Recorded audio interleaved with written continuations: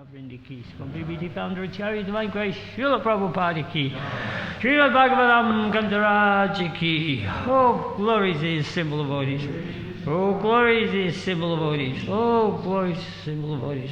Oh, glory Sri Sri Guru and Go Ranga, Go Premananda, Hari Hari. Om Namo Bhagavate Vasudevaya. Om Namo Bhagavate Vasudevaya. Om Namo Bhagavate Vasudevaya. So there's been a bit of a misunderstanding about who's giving class this morning, so just found myself on the seat here. A little bit under the weather, the cold went to my head a couple of days ago, now it's in my chest, so it's just sort of slowly going out. But I've got Srimad Bhagavatam, Canto 3, Chapter 1, Text 24, Questions by Vidura. Anyani cheha dvija deva deva. Is that right? No. There's a big purple too. There's a big purple. Okay. Tatastvati vajya surastramritam.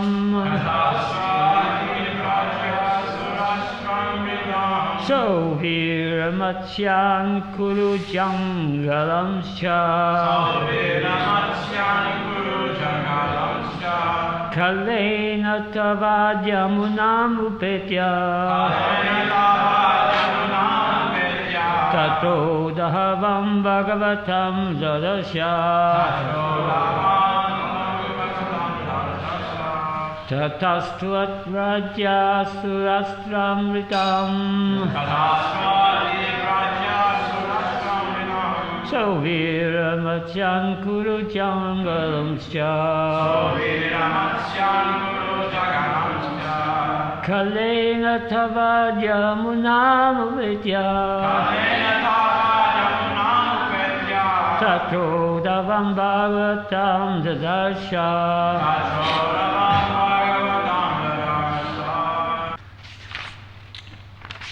Tata, from there, to, but, ativraja, by passing over, Surastram, kingdom of Surat, Ridam, very wealthy, Sovira, kingdom of Savira, Matsyam, kingdom of Matsya, Kurujangalam, kingdom of Western India up to the Delhi province.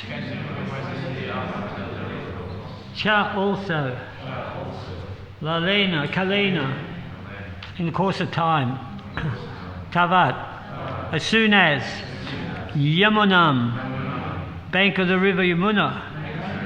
Upetya, reaching. Tatra, there. Udavam, Udava, one of the prominent Yadus. Bhagavatam, the great devotee of Lord Krishna. Dadarsha, happened to see. Translation, thereafter he passed through the very wealthy provinces like Surat, Sovira and Matsya, and through Western India, known as Kuru Jangala. At last he reached the bank of the Yamuna, where he happened to meet Uddhava, the great devotee of Lord Krishna. Purport. The tract of land comprising about 100 square miles from modern Delhi to the Mathura district in Uttar Pradesh, including a portion of the Gurgaon district in the Punjab, which is East India, is considered to be the topmost place of pilgrimage in all of India. This land is sacred because Lord Krishna travelled through it many times. From the very beginning of his appearance, he was at Mathura in the house of his maternal uncle, Kamsa. And he was reared by his foster father Maharaj Nanda at Vrindavan, There are still many devotees of the Lord lingering there in ecstasy in search of Krishna and his childhood associates, the gopis. It is not that such devotees meet Krishna face to face in that tract of land, but the devotees eagerly searching after Krishna is as good as is seeing him personally. How this is so cannot be explained, but it is factually realized by those who are pure devotees of the Lord. Philosophically, one can understand that the Lord and his remembrance are on the absolute plane. And the very idea of searching for him at Vrindavan in pure God consciousness gives more pleasure to the devotee than seeing him face to face. Such devotees of the Lord see him face to face at every moment, as confirmed in Brahma Samhita Pramanjana Churito Bhakti Vilochayena Shantasya Devam Hidyasu Vilochayanti Yat Shama Sundaram Chincha Gunasarupam Go Jai. 538. Those who are in ecstasy of love with the Supreme Personality of Godhead, Lord Shyamasundara Krishna, seem always in the hearts due to love and devotional service rendered to the Lord. Both Vidura and Uddhava were such elevated devotees, and therefore they both came to the bank of Yamuna and met each other. Durga me parimendasya skalat patega tirmahu swakripayus tadanana shanta shanta valam valam nomagyanat imrandasya jananjaya salakaya chaksuran avatam yena tasmei shri gurave namaha. So I was just looking at yesterday's shloka here. First of all, first and foremost, may I say that Vidura is moved on. It's like only a couple of weeks ago we had all this intrigues in the palace there where he was staying in Duryodhana's kingdom, in Duryodhana's city, in Duryodhana's dwelling, and all the relatives and all the intrigue. And he was trying to do his best just to give the Krishna conscious aspect.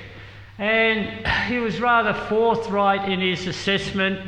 He was always the advisor of King Dhritarashtra, but finally everything just fell to pieces. So Duryodhana snapped, he snapped, and Duryodhana just said, get out, get out, get out. So here we have Vidura's been travelling around India, visiting all the holy places, and I was just looking at the sloka yesterday, which we were discussing there, and he was going to South India.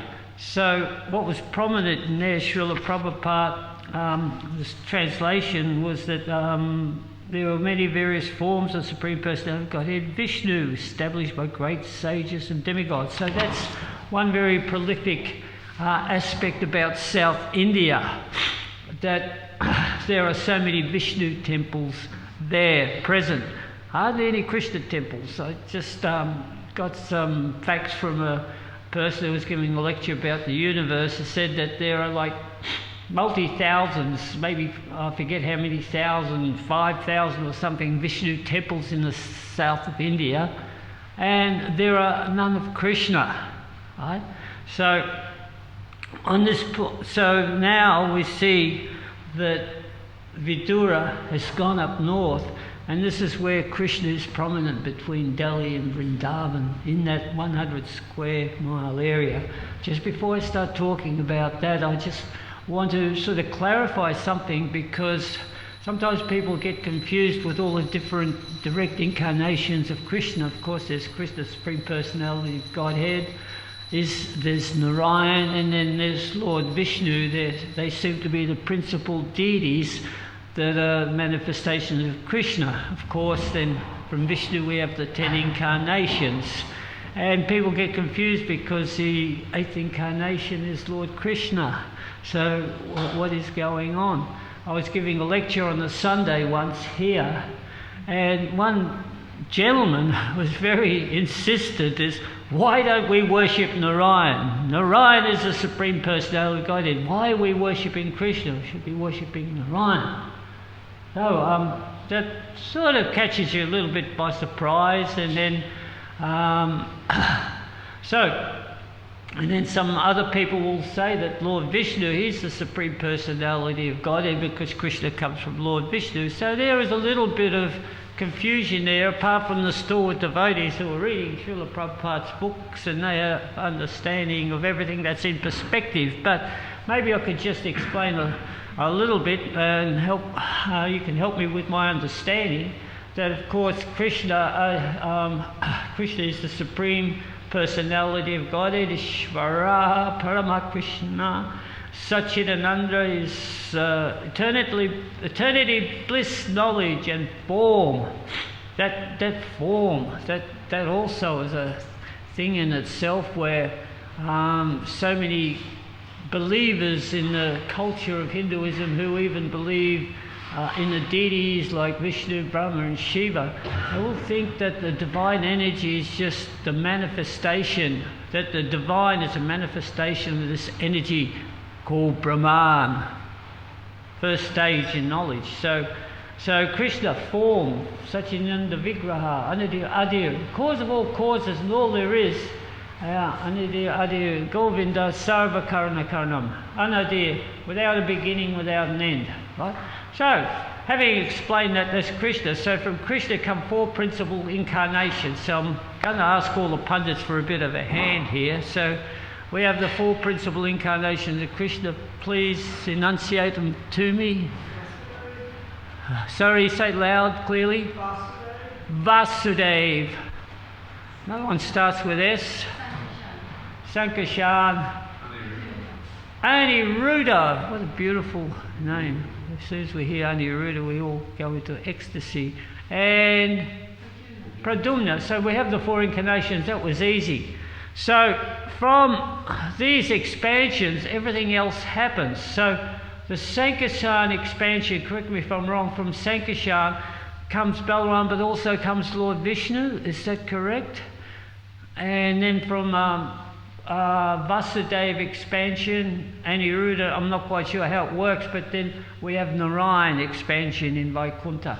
So from the original Krishna, first of all, there's Narayan in Vaikuntha, and that's in the spiritual realm, nothing to do with material world realm. So there's no Narayan temples as it is, although we say Narayan, but Lord Vishnu is the representative of Narayan here in the material world. Because Narayan, in his form, never visits the material world. He visits his material world in his form as Lord Vishnu. They're non-different. So Lord Vishnu is the maintainer of this whole material cosmos. So that Vishnu worship has been going on for hundreds of years, and all the Shastras, they glorify the demigods, and sometimes there's some confusion. In our mind is that we are thinking, how can people get confused between who is the supreme, Vishnu, Brahma or Shiva? How could that happen? But still, there was that story about the sages. The sages are all confused as to who the supreme person is, so they sent Brigu to check all of them out, and he was related, son of Lord Brahma, brother Lord Shiva, and Lord Vishnu. He went and saw him, mode of goodness, passion and ignorance, and by his test he ascertained that Lord Vishnu, he was the Supreme Personality of Godhead. So sometimes when we read all these Vedas, it is hard to understand. All these demigods are glorified. So Lord Vishnu, he's worshipped in South India as the Supreme Personality of Godhead in so many different forms. Anybody give me some forms, some of the temples in South India, just to sort of keep us alert? Lord Ramchandra, Venkatesh, Kurma, all these different, there are so many, the Sringadev temples. Actually, Bharat rang me last night, and he's in Hyderabad in South India, and he's just looking after his mother's estate, and he wants me to come and see him in Hyderabad, and we're going to do a tour of all these different temples that are around Hyderabad. They said there's so many Sringadev temples and all that, so that sounds very, very exciting. So it's so all that worship of Lord Vishnu is going on, and as was said yesterday in the shloka that Vidura he went to a lot of these places to pay his respect to Lord Vishnu. That is the difference between going to places of pilgrimage in India where Lord Vishnu resided and going to Bali, where you can enjoy the atmosphere greatly. And there are some temples there, but Lord Vishnu never went there. And the difference is, if you go to a Vishnu temple, that you pay homage to the deity there, that you will be told by the pujaris that by coming to the temple and offering oblations or offering something to the deities, that all your sins have been eradicated and your family's been liberated, and you're guaranteed that you're going to go to the highest heavenly realms or go back to God. And every temple has got some sort of benediction. So, of course, that is very nice for the devotee. He's very grateful for that benediction, but ultimately it doesn't really matter where the devotee is. He just wants to serve Krishna, because actually Krishna's beyond all the benedictions. And even Narayan Vaikuntha, which is all they know, they'll give you, if it's a Vishnu temple, they'll give you the benediction that you go and associate with Narayan and Vaikuntha, liberation. How good is that? That it's unlimited. But even beyond that is Krishna's form. So this is where we come to this sloka. So after visiting all the Vishnu temples, he's now gone to that tract of land where Krishna used to traverse. And so in that tract of land, people are looking for Krishna, like in Mathura and Vrindavan, in Radhakund, Shyamakund. And Krishna, see, he doesn't have to actually manifest before him. So Prabhupada's speaking in this purport. First of all, before we discuss that, we see that Uddhava, while he was visiting this place, while Vidura was visiting this place, he came across Uddhava. So sometimes we can think that, hey, this is a chance meeting, that we come across a great sage. And sometimes it is. Sometimes we're very fortunate. We were very fortunate that Banu Maharaj got stuck here during COVID for a year. But was it Krishna's arrangement? I guess it was, that we had the association with a great sage. So ultimately everything is Krishna's arrangement. So it was there that Vidura met Uddhava, and Uddhava was able to actually explain to him about elevated subject matters such as love of the devotees of Krishna. And in the purport here, Prabhupada is saying there are still many devotees of the Lord lingering there in ecstasy in search of Krishna's childhood associate, the gopis. It's not that such devotees meet Krishna face to face in that tract of land. So that is the aspect of Krishna consciousness, that the devotees are always looking for Krishna. They're praying Premanjana Churita Bhakti Vilochena Shantashan. So where is that boy who's stolen our heart away? This Vilokayanti, Santa. It's beautiful word for word here. Shanta, that saintly persons, the sadhus, whose heart's been struck with that love of Krishna, and it's like he's lured their heart away so they can't focus on anything else. So that's the aspect of relationship with Krishna. So the devotees who go there are looking for Krishna, not visually. Just like at length we were discussing about that great devotee lived 700 years, Bilva Mangala Thakur, right? It is said that actually while he was in Vrindavan, Krishna appeared to him every day. He was blind, he couldn't see. So Krishna appears within your heart, and the mind is in the heart. So therefore you can experience those symptoms of ecstasy, just like the 6 Goswamis. They were there in Vrindavan, and they were crying. It said in the Goswami's prayer, hey Nanda Sanokota, Kuta, where are you? Hey, son of Nanda Maharaj, where are you? So they're running from one place to another looking for Krishna. And when they used to stay under some different tree, they used to sleep under different trees every night. And those trees, what were they? Kalpa Vriksha means they're the desire-fulfilling trees. So you can desire things and the trees will fulfill your desires. And of course, the ultimate desire is to actually realize Krishna, see Krishna, understand Krishna. So Krishna used to manifest his pastimes to the Goswamis in that particular spot when he was there. And they recorded them, and we're still translating them as we speak today. So many wonderful pastimes that when Krishna was here on the planet, he performed so many wonderful pastimes that it's just unlimited. Every day is a pastime. He was always, with his restlessness and his love for his devotees, he was always looking at devotees, having pastimes with his devotees. And when we come across these pastimes, then everything that we're looking for is fulfilled. We don't need anything else. So this is Vidura's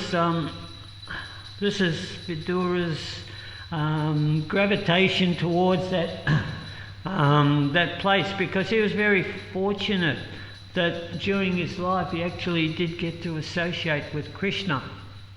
So there again, there's different aspects of Krishna. So the Krishna that he associated was Krishna in his Vasudeva form. What's the Vasudeva form of Krishna? What's the difference between the original Krishna and the Vasudeva form of Krishna? Can anyone tell me? Someone who's Elga. Vasudeva form of Krishna has 4 hands, 4 arms. So that's the form that appeared right in the beginning to his father and mother, Devaki and Vasudeva, that he had 4 arms. They go, Vishnu. Or they thought he was Lord Vishnu. So, Lord Vishnu, please don't show this, because if Kamsa sees you, he'll kill you immediately. So Krishna became his original, that was his Leela, just to show him that the Supreme Personality of Godhead had come. And he came in his form as Krishna, his beautiful form. So,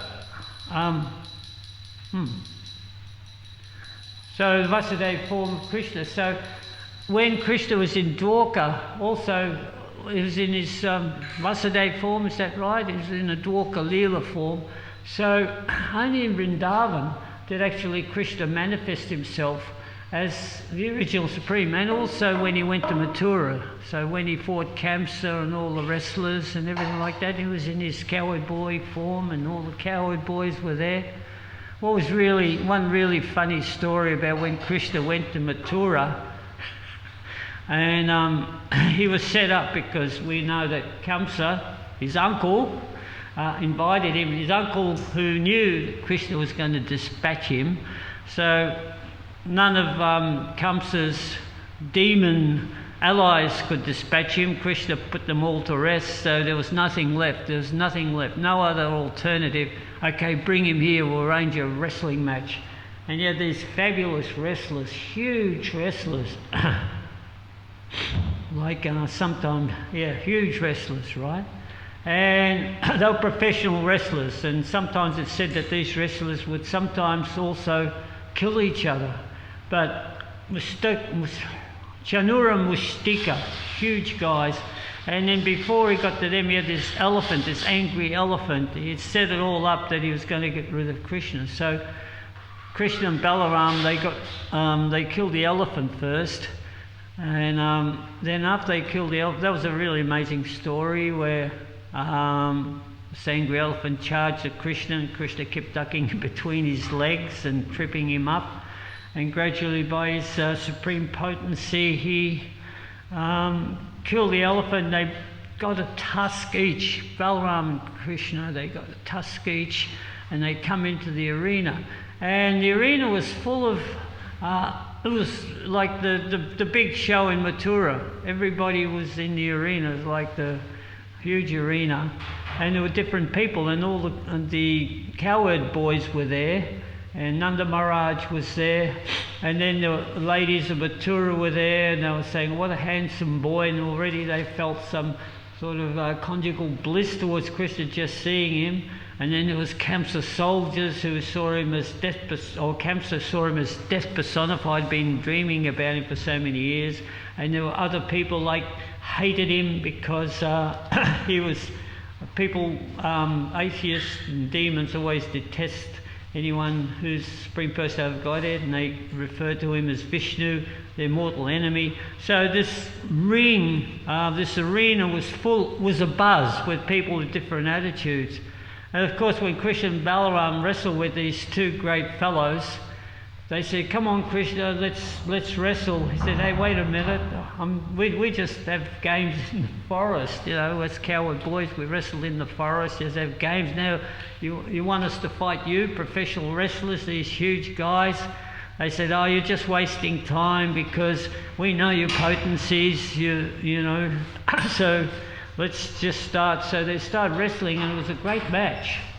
And then finally, Krishna and Balaram dispatched Chanura and Mustika. And what was really good was that then the coward boys came into the arena, and they all started wrestling for like half an hour or so. And every coward boy beat Krishna and Balaram. They'd knock them down and make them submit, and they get up again, and someone else knock them down. Krishna and Balaram, the trick, right? The coward boys just knocked them over. And Kamsa's watching this, and he's going, "What's this? What's this? Kill him immediately. Kill Vasudeva, kill Devaki, kill Nanda Maharaj, drive him." So he was just going ballistic. And then at that point in time, Krishna just leapt up to the stage like an angry lion, grabbed him by the hair, took him around, and finally put him away. So that was Krishna's pastime, one of his pastimes there that the coward boys shared. And then of course the coward boys went back to Vrindavan. And after that, Krishna was just in their minds that it said here,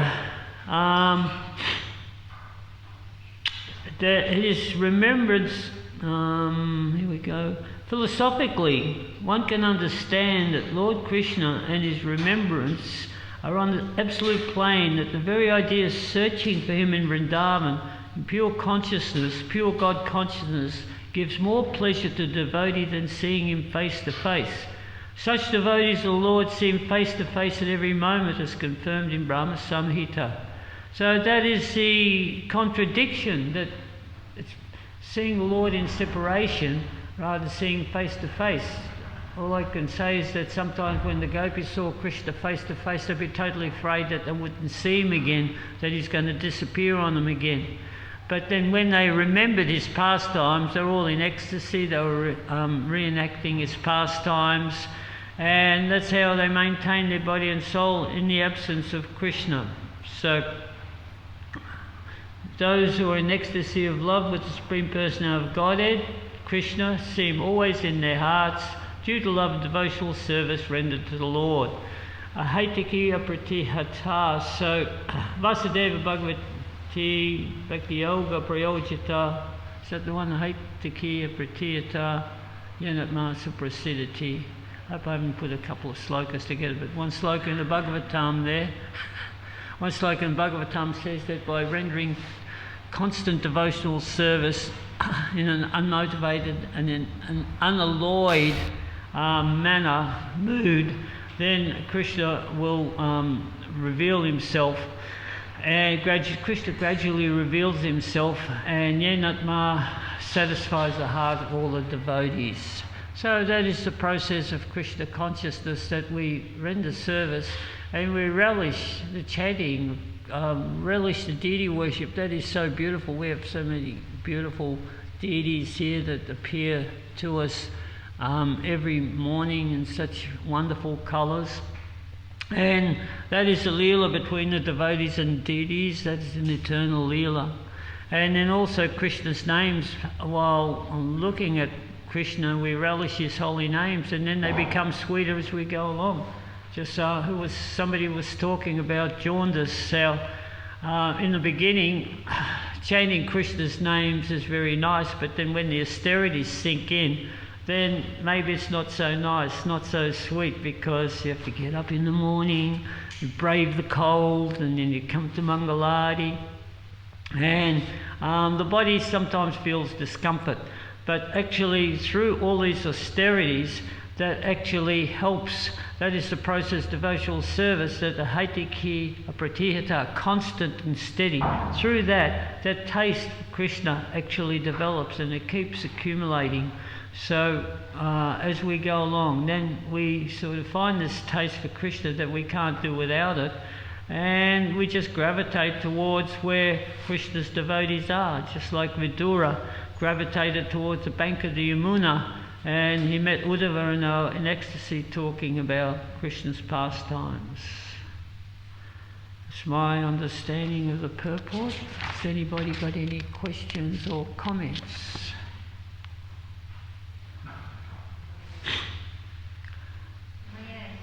Yes. Do we have a microphone? No? Yes? Wait a second, wait for the microphone.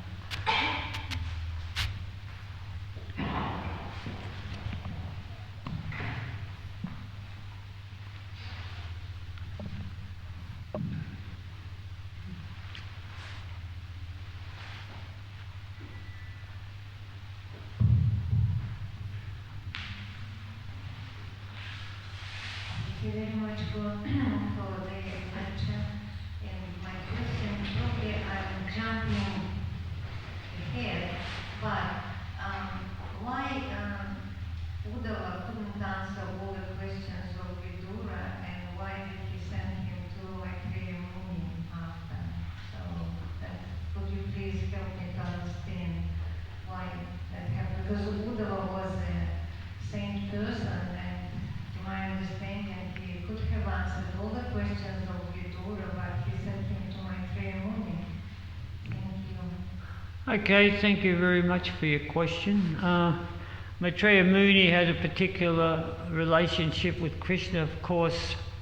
That is further down the line, isn't it? Yeah, so Maitreya was actually present when Krishna left the planet.